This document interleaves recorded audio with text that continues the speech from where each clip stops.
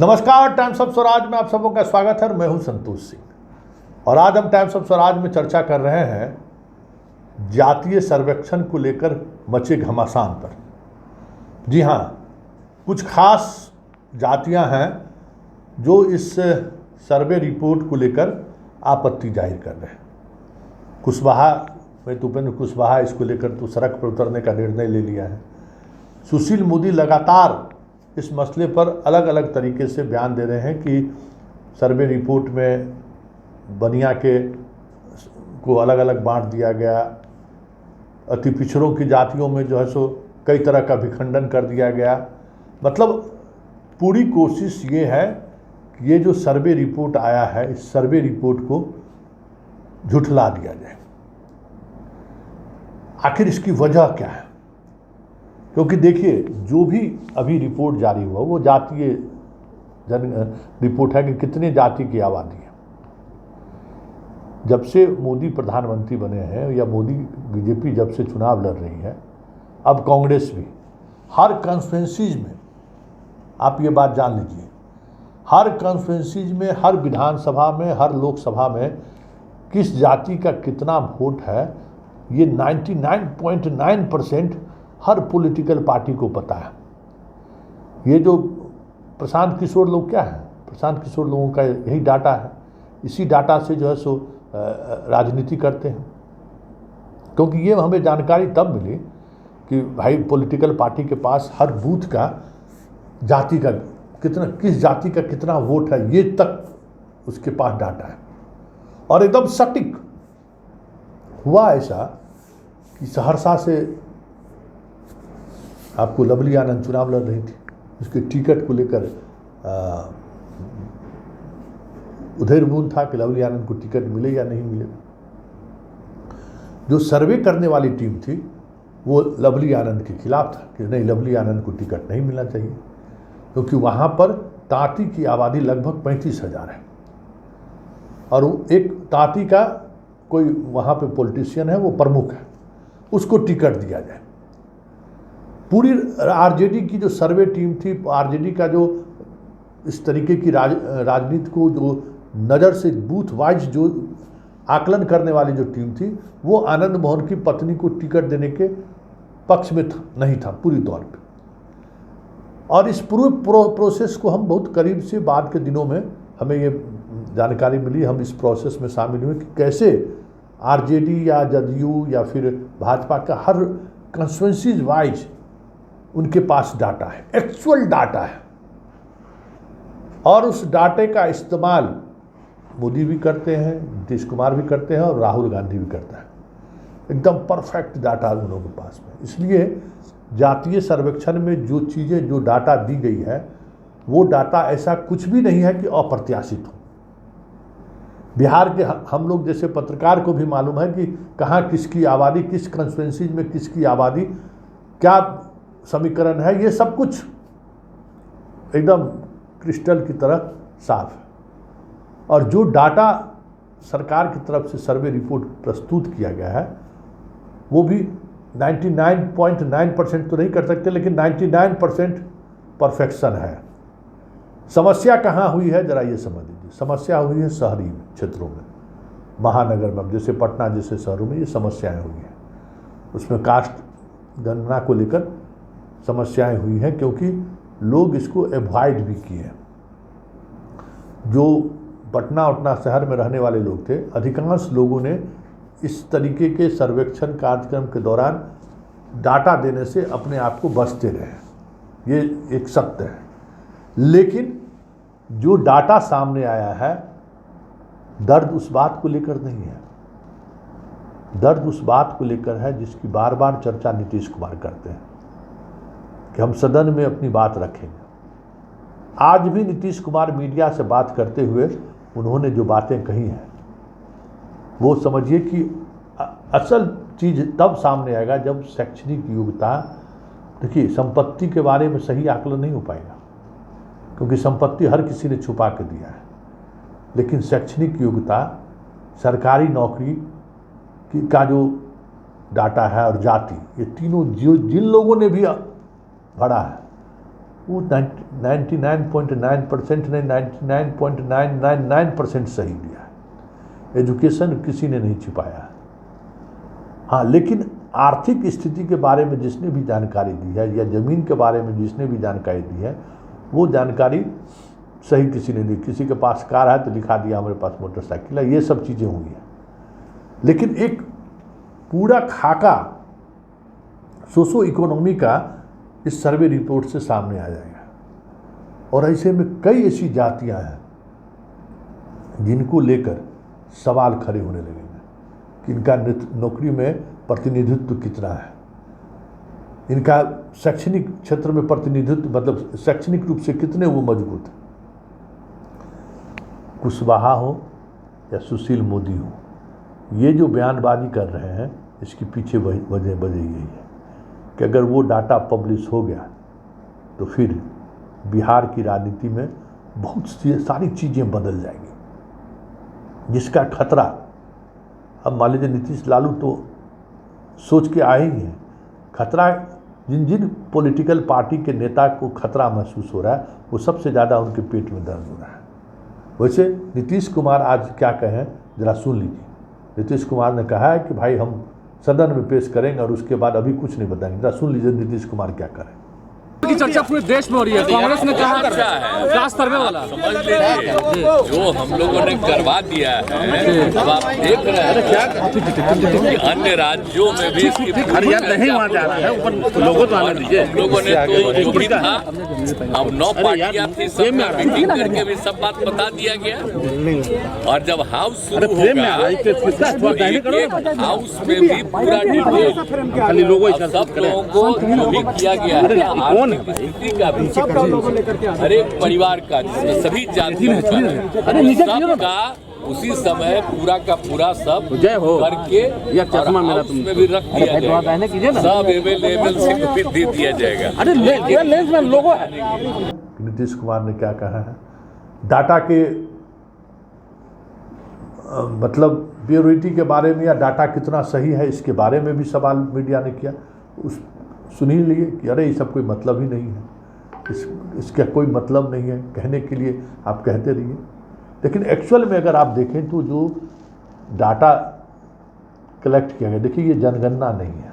लोग ये चीज़ें भूल रहे हैं कि ये जनगणना नहीं है, ये सर्वेक्षण है। जैसे हम लोग सर्वे करते हैं ना, सरकार ने भी सर्वे किया है और सर्वे के दौरान एक सिंपलिंग कहिए एक सैंपल की तरह जो है उसकी जाँच किया है उन्होंने। अब देखिए शुरुआती जो लेयर था उस लेयर को समझिए। और हमें लगता है कि बिहार ने नज़ीर पेश किया है इस देश के सामने कि हम कैसे सर्वेक्षण किए, क्योंकि देश में पहली बार इस तरीके का काम हुआ था। किसी के पास कोई अनुभव नहीं था, मतलब खुद शिक्षक भी और खुद विद्यार्थी भी था। रोज़ जो प्रॉब्लम आ रहा था उसका पटना से बैठकर समाधान हो रहा था। देखिए ग्राउंड पर जो लोग गए, या तो आंगनबाड़ी सेविका गई या शिक्षक गए, उन्होंने डाटा कलेक्ट किया। 17 पॉइंट था, उनको 17 पॉइंट में भरे। बाकी डाटा के बारे में आप सवाल खड़ा कर सकते हैं, जाति, एजुकेशनल क्वालिफिकेशन, इसमें कहीं कोई छेड़छाड़ नहीं है, ये पूरी तौर पे सही है। एक ये भी मोटा मोटी घर द्वार के बारे में भी जो है सो जो जिसके दलान पर बैठा है वो एक मोटा मोटी तौर पर दे दिया कि किसको छत का मकान है, कौन इंदिरा आवास में रह रहा है, किसको झोपड़ी का मकान है और किसके परिवार में सरकारी नौकरी में है। ये सारे डाटा में कहीं कोई छेड़छाड़ की गुंजाइश नहीं है। तो पहले चरण वहाँ था। दूसरा चरण सुपरवाइजर के पास, ये सारा चीज़ें कागज़ पर हो रहा था। पहला जो डाटा है वो कागज़ है, समझ गए, उसको अपलोड किया गया सर्वर पर। और जब सर्वर पर अपलोड किया गया तो सुपरवाइजर खास करके जो हेडमास्टर होते थे वो सारे डाटा का अध्ययन करते थे। उनकी जिम्मेवारी थी कि एक भी हाउस होल्ड, क्योंकि सबसे पहले हाउस नंबर दिया गया था, उस हाउस नंबर पर क्या आंकड़ा आ रहा है, ये सारे आंकड़ों को लेकर उन्होंने उसका वो अध्ययन किया कि उसमें कहीं गलती तो नहीं है। 10 दिनों का समय इन्हें भी मिला फिर वहाँ से वो मामला आया वीडियो तक। 10 दिनों तक वीडियो इस पूरे मामले का जो भी सर्वर पर डाला गया है उसको रेंडमली उनको चेक करना था। इस बीच में आप समझ लीजिए, इस बीच में ये तय हुआ कि ये जो डाटा है उसका 5% चेकिंग किया जाए। सपोज कीजिए कि पटना प्रखंड का है तो बख्तियारपुर प्रखंड जो पड़ोसी प्रखंड है उसके कर्मी यहाँ जांच करेंगे, पटना वाले बिहटा जांच करेंगे, बिहटा वाले पालीगंज जांच करेंगे। इस तरीके का जो सर्वे किया, सर्वेक्षण का काम किया, उसकी जांच के लिए दूसरे ब्लॉक से कर्मचारी को भेजा गया, उतना ही कर्मचारी को, और जाकर वो जांच किए। उस जांच के बाद सब कुछ अपडेट हो गया। वीडियो साहब उसको अपलोड कर चेक कर दिए। फिर एसडीओ को भी चेक करना था कि कहीं कोई गलती तो नहीं है संख्या बल के साथ। फिर डीएम को करना था और उसके बाद राज्य ने जारी किया है। और बात यहीं तक ख़त्म नहीं है, ये जान लीजिए, कागज़ पर जितना सर्वे हुआ है ना, जितना हाउस होल्ड का सर्वे हुआ है, वो कागज़ अब इकट्ठा होके इसी चैनल से, मतलब आंगनबाड़ी सेविका और शिक्षक के चैनल से हेडमास्टर के पास, हेडमास्टर के पास से बीडीओ के पास, बीडीओ के पास से एसडीओ के पास, एसडीओ के पास से डीएम के पास, डीएम के पास से राज्य में, ये सारे कागजात अब तैयार होके पटना पहुंचने लगा है। और उन तमाम कागजात को जिला वाइज स्कैन करके डाला जाएगा सर्वर में। तो जो कागज़ पर भी जो आपका सिग्नेचर है या जो सारी डिटेल्स आपने दी है, वो सारी चीज़ें उसको अपलोड करेगा। और ये सारी प्रक्रिया शीतकालीन सत्र से पहले पूरी हो जाएगी। और वो जो डाटा है और स्कैन करके जो डाटा गया है, उस डाटा में भी सॉफ्टवेयर में ये चीज़ें हैं, उसको भी एक बार चेक कर लेगा कि कहीं कोई गड़बड़ी तो नहीं हुई है। क्योंकि जो हाथ से लिखा हुआ चीज़ है और जो कंप्यूटर में फीड हुआ, उस आंकड़ों में तो कोई, उसमें कोई सूचना में तो गड़बड़ी नहीं है। ये इस स्तर पर कवायद हुई और मात्र 3 महीने में। आप सोचिए कि कितना हाई कोर्ट, सुप्रीम कोर्ट मामला हुआ, हाई कोर्ट रोक लगा दिया, पूरे प्रोसेस एक जगह आकर ठहर से गई। सुप्रीम कोर्ट गया, सुप्रीम कोर्ट का जो जजमेंट आया, आज सुप्रीम कोर्ट जजमेंट आएगा तो कल जजमेंट आएगा, इस वजह से उपापोह की स्थिति बनी रही। और फाइनली अब जनवरी तक कोई जजमेंट नहीं आना है। डाटा को लेकर सुप्रीम कोर्ट ने कह दिया हमने तो रोका नहीं है, इसे रुकने का सवाल ही नहीं है।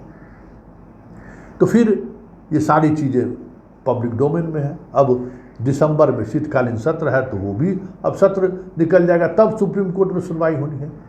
लेकिन दर्द क्या है, या जो सियासत हो रही है, बीजेपी की बेचैनी की वजह क्या है, उसकी वजह यही है कि जो सोशो इकोनॉमिक क्लास में क्या फ़र्क पड़ा है, वो फ़र्क एक नई तरीके की राजनीतिक डायमेंशन को बिहार में एक नई दिशा मिलेगी। घबराहट इसी बात को लेकर है। और वो बहुत ही खतरनाक चीज़ है कि आप बनिया में अग्रवाल, जसवाल और बर्नवाल के पास संपत्ति भी है और नौकरी भी उसी के पास है, तो बाकी जिस बनिया क्लास को अभी तक ये लोग आइडेंटिफाई करके रखते थे कि बनिया मेरा इतना % है, वहाँ टूट होगा कि देखिए ये मेरा हकमारी कर रहा है।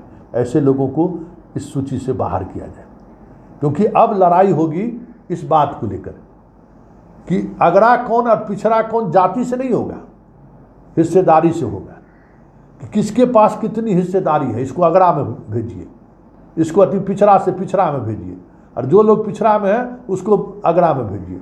कुशवाहा को संकट यही है, कुशवाहा इसी संकट से जूझ रहा है, इसलिए कुशवाहा समाज सबसे ज़्यादा एग्रेसिव है। और उपेंद्र कुशवाहा जैसे नेता के इस तरीके से सड़कों पर उतरने की भी वजह यही है कि बहुत ऐसी कास्ट है जिस कास्ट का सोशो और इकोनॉमिक पूरा कह सकते हैं कि बदल गया है पिछले 70 वर्षों में। लेकिन कोई पिछड़ा में है, कोई अति पिछड़ा में है। दलितों की स्थिति में वो बड़ा बदलाव नहीं आया है। दलितों की स्थिति में पासवान टारगेट पर है कि सबसे ज़्यादा हिस्सेदारी, जमीन भी पासवान के पास, नौकरी भी पासवान के पास, और सामाजिक तौर पर भी पासवान के दरवाजे पर न कोई राम जाके चप्पल पहन के जा सकता है, न मुसहर जा सकता है, न डोम जा सकता है। ये जो हमारे यहाँ जो हरिजन माने जाते हैं या जो SC माने जाते हैं, वहाँ उस तरीके का डिस्क्रिमिनेशन है, वहाँ का सामंती पासवान है, उसके खिलाफ माहौल बनेगा।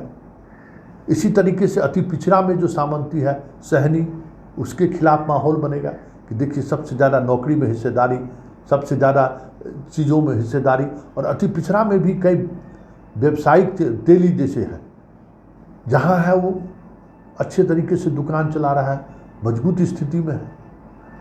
व्यवसायिक कम्युनिटी जो भी है वो सांस्कृतिक रूप से भी, राजनीतिक रूप से भी और सामाजिक रूप से भी, आर्थिक रूप से और शैक्षणिक रूप से कहीं से भी पिछड़ा नहीं है। ये 70 सालों के दौरान जो चीज़ें बदली हैं, जिस तरीके से इकोनॉमिक लिबरलाइजेशन की वजह से गांव-गांव में जो एक नई तरीके का इकोनॉमिक डेवलप किया है, इसकी वजह से पूरा इकोसिस्टम, मतलब इको किस चीज़ का, पर्यावरण की हम बात नहीं करें, सामाजिक इकोसिस्टम, आर्थिक इकोसिस्टम पूरी तौर पर बदल गया है। तो ये जो बदलाव है, ये बदलाव आने वाले समय में हकमारी को लेकर एक बड़ी आवाज़ बनकर सामने आ सकती है। और यही वजह है कि मोदी को पेट में दर्द हो रहा है और कुशवाहा सड़क पर है।